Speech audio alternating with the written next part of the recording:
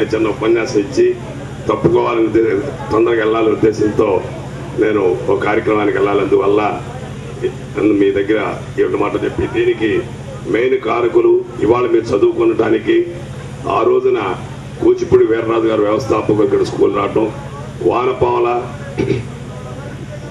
మరి ముదునూరు కళాపాల స్కూల్ రావటం, మన స్కూల్ రాదనేటువంటి పరిస్థితుల్లో వీర్రాజు గారు హైదరాబాద్ పెన్నై కోటేశ్వర కిడ్స్లో ఆయన వెళ్ళటం, వెంటనే శాంక్షన్ మళ్ళీ ఇక్కడికి వచ్చి శాంక్షన్ చేసి మనకి చేసినటువంటి వ్యక్తులు.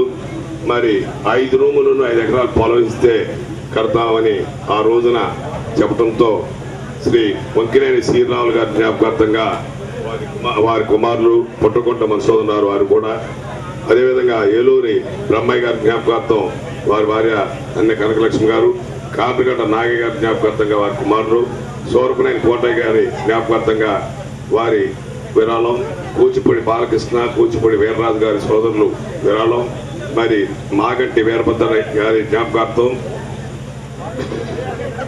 మన డాక్టర్ ఈడుగంటి విశ్వమోహన్ రావు గారు కల్పించినటువంటి విరాళం, అదేవిధంగా ఈ వేదిక తుమ్మల కీర్తిశేషులు తుమ్మల సూర్యనారాయణ గారు, అన్నపూర్ణమ్మ గారు వారి జ్ఞాపకార్థం ఇచ్చినటువంటి విరాళం ఈ కళావేదిక ఏర్పాటు జరిగింది. దీనికి చెన్నుపాటి కేసీఆర్ ఆడుకోడ కేసీఆర్ టీఆర్పీ వారు కూడా సరిపోవడం కూడా జరిగింది. మరి ఇటువంటి అవకాశం ఇచ్చినందుకు మీ అందరికీ, నాకు ఇటువంటి సౌభాగ్యం కలిగి మీ అందరికీ కూడా మీ యొక్క ఆత్మీయతకి సెలవు తీసుకుంటూ జై హింద్.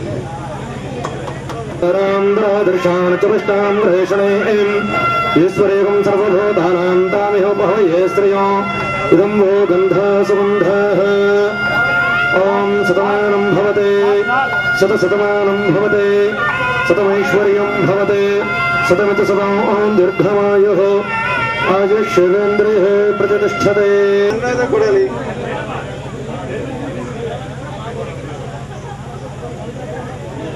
అనండి. We are proud to have her as a chief guest. She passed the MSc Maths in 1996. Currently, she is working as MPDO in Panchicharla Mandal, Krishnadillu. She worked as Maths lecturer in junior colleges, and she secured the government job as EO, Extension Officer, through APPSC Group 2, and posted at Penamluru in 1997. Currently, she is working as MPDO.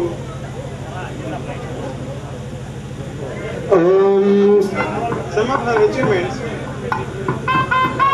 పశ్చిమ గోదావరి జిల్లా పెదపాడు మండలంలో పనిచేస్తున్న సమయంలో అప్పటి జిల్లా collector శ్రీమతి పూనం మాలకొండయ్య జిల్లాలోని వయోజనులకు చదవటం రాయడం నేర్పించే ప్రక్రియలో భాగంగా అక్షరదీక్ష అనే కార్యక్రమం చేపట్టారు.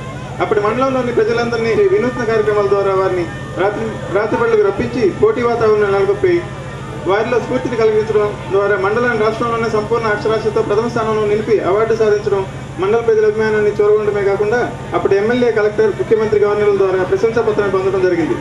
ఆ తదుపరి అదే స్ఫూర్తితో ఆ కార్యక్రమాన్ని రాష్ట్ర వ్యాప్తంగా ప్రభుత్వం ప్రవేశపెట్టడం జరిగింది. మెరుపుదాడి చేసి వాహనాలను అదుపులోకి తీసుకుని పెనాల్టీని విధించడం, అప్పటి ఇసుక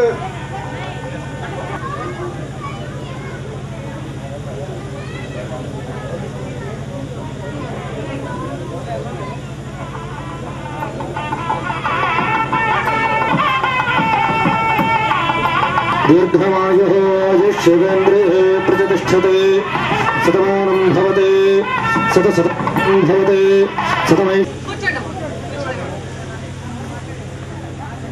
వేదికను అలంకరించిన ఉపాధ్యాయులకు, తోటి ఉపాధ్యాయులకు, నా స్టూడెంట్స్కు శుభాభినందనలు.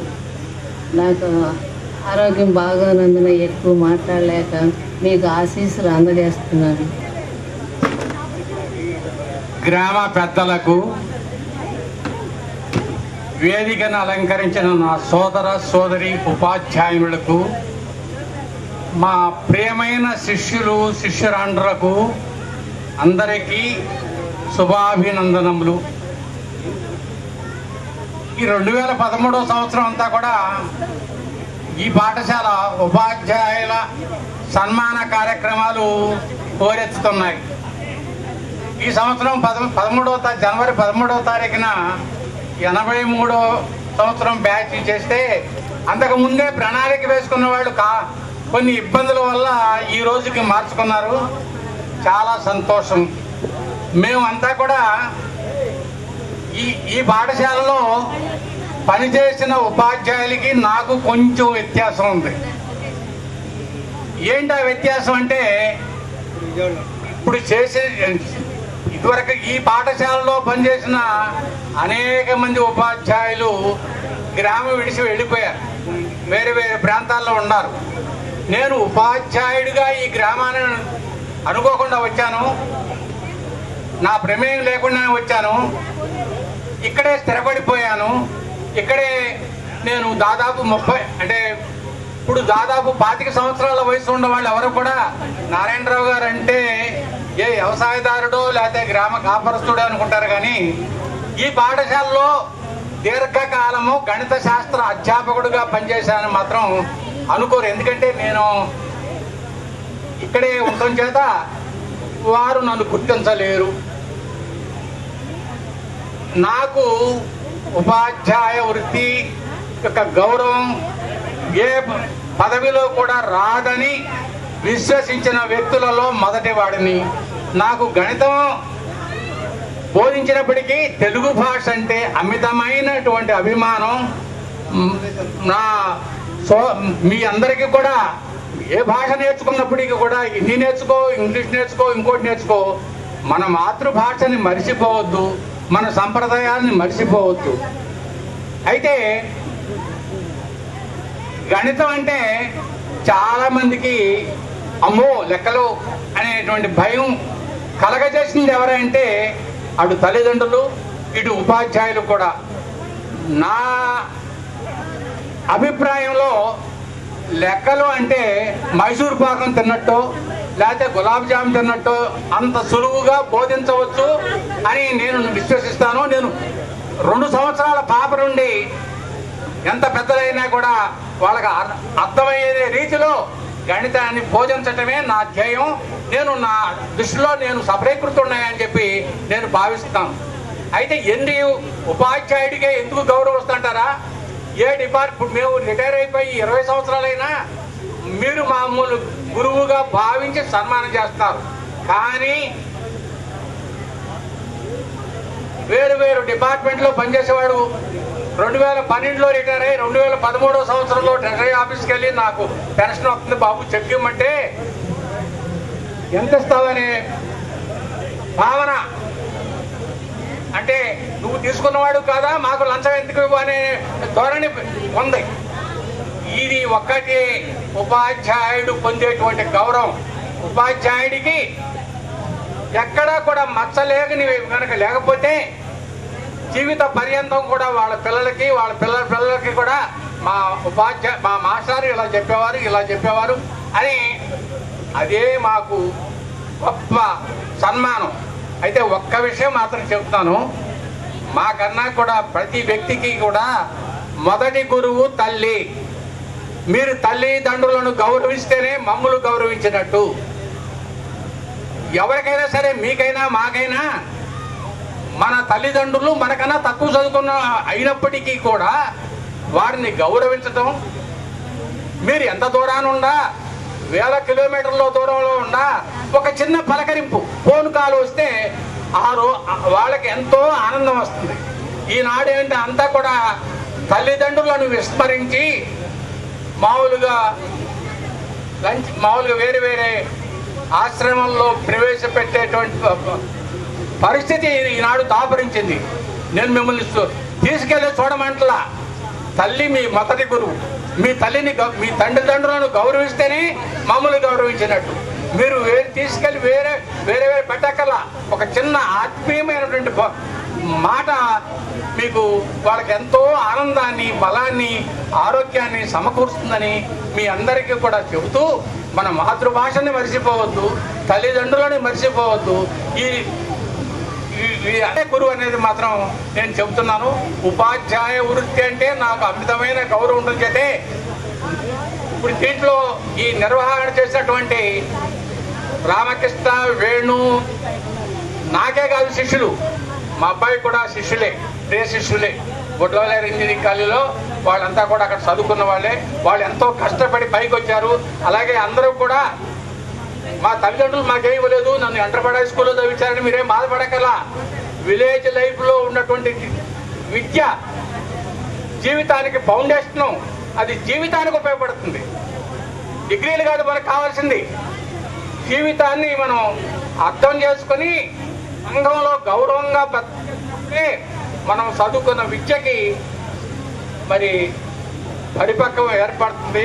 కాబట్టి మీరంతా కూడా మీ పిల్లల్ని, మీరు మీ స్టేజ్ దాటిపోయింది, మీ పిల్లల్ని, మీ మనవల్ని, మనవరాలని కూడా చక్కగా తీర్చిదిద్దితే అదే మనకి లక్షల కోట్ల ఆస్తి అని చెప్పి వాళ్ళ కాళ్ళపై వాళ్ళు ఆధారపడే జీవించే విధానాన్ని అందరికీ మరొకసారి చెబుతూ ఈ సన్మానం ఏర్పాటు చేసినటువంటి జగదీషు, రామకృష్ణ, వేణు, మిగతా జగదీషు వెనక వాళ్ళుండి చాలా కృషి చేశాడు. అతని ఒక్కడే సింగిల్ హ్యాండెడ్గా మొత్తం ఊళ్ళో వాళ్ళని కలుపుకొని ఎంతో కృషి చేసి ఇందరిని గ్యాదర్ చేసి ఇక్కడ ఈ కార్యక్రమాన్ని నిర్వహించినందుకు జగదీష్కి, రామకృష్ణకి, వేణుకి, మిగతా ఈ బ్యాచ్ విద్యార్థులందరికీ కూడా నా హృదయపూర్వకమైన శుభాశీస్సులు అందజేస్తూ పెద్దలకు నమస్కారము, పిన్నలకు ఆశీస్సులు, మా ప్రియ విద్యార్థులకు ఆశీస్సులు. అయితే మా శిష్యుడు వేణన్నాడు, లుంగీలు కట్టుకుని అడుగుల మీద కూర్చున్నటువంటి ఇక్కడ ఉన్న సంగతి కాదు. నేను అక్కడి నుంచి వచ్చేవాడిని రోజు ఆ దోసపాడి నుంచి. అక్కడ కొంతమంది ఏం చేసేవాళ్ళంటే 10 అరే కట్టరా, మళ్ళీ పేసవరా, అరే 2 మొగితేనే పోయింది, ఒరే మళ్ళీ కట్టరా, మొత్తుకున్నా కట్టేవాడు కాదు. వాడు మొత్తుకో, నువ్వు ఏమన్నా చెప్పండి, వాళ్ళ కర్మ అంతే, వాళ్ళని మాట అట్టంటాడు. అందుకని నేను చెప్పి అప్పుడు ఏం చెప్పేవాడు అంటే, ఒరే నీడు కనుక ఈ 10th క్లాసు మినిమం క్వాలిఫికేషన్, ఇది వ్యాస అయితే ఏదైనా జాబ్ రావచ్చు, లేదు నువ్వు ఏదో చేస్తావురా అని పోయి, నువ్వు బాగా పొలం ఉంది, వ్యవసాయం చేసుకుంటావు, లేకపోతే ఏదో చేస్తావు. కాబట్టి ఒరే బాగా చదవాలి, చదవకపోతే ఇప్పుడు మాకు అక్కడ లేరు, గోడ కట్టు అది చెప్పేవాడు. అది ఆ విషయంలోనే అంతేగాని ఎలా అవ్వాలని మాత్రం నా ఉద్దేశం కాదు. ఎప్పుడైనా సరే ఏ క్లాసులో మా గురువు ఒక రోజు ఏమైందంటే, నేను చాలా వేగంగా సైకిల్ ఎక్కెళ్తాను గుడివాడలో. మా గురుగారు నా తండ్రి పెద్ద టీచర్ అయినా, ఉపాధ్యాయుడు అయినా, గుడివాడ సెంటర్లో ఉన్న 10 సంవత్సరాలు హెడ్ మాస్టర్ అయినా నాకేం చదువురాలి ఆయన దగ్గర.